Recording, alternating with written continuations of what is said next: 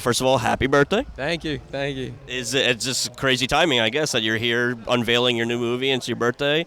Yeah, birthdays kind of matter less, when you're as old as me, but but I really want the movie to do well, and I'm really proud of it. And it's really different from anything I've ever done, and that's because of the director I got to work with, and I've been chasing him for over 20 years. So Cool. I was just talking to Pedro about that. Like, he's a fanboy of Zhang Yimou, and when you actually get to work with one of your heroes, that's got to be pretty incredible. we geeked out about that a lot. Like, it was a big adventure. We were in China for 5 months. I mean, I brought my whole family, and it was really awesome. I mean, you get up every day and go out to a studio, and you're working with a legend, and we've seen all his movies, and so it was really special. And he seems pretty humble about that sort of thing.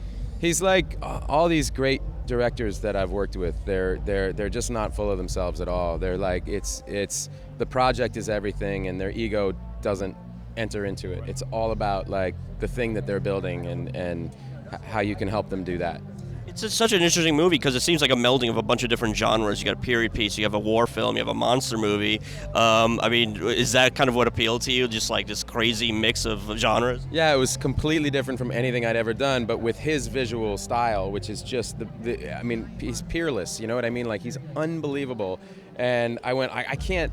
I mean, I have to do that. You know what I mean? Like, whatever it takes. Like, I gotta do that. And it's.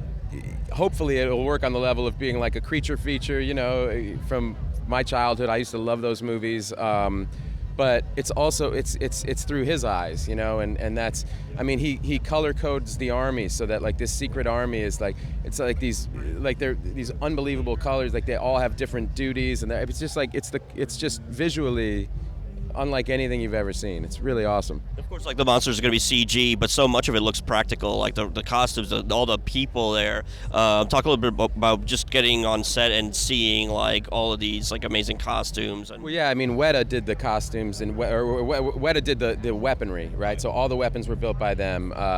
Maya's a great costume designer, did the costumes, but Zhang Yimou, was very particular about the colors of, and how everything exactly would look. And I had these lookbooks before we started, going through. It was just incredible. It was like reading a graphic novel, like looking at these characters, and just the look of it was so. I mean, the scale too. Like, we were in Qingdao shooting.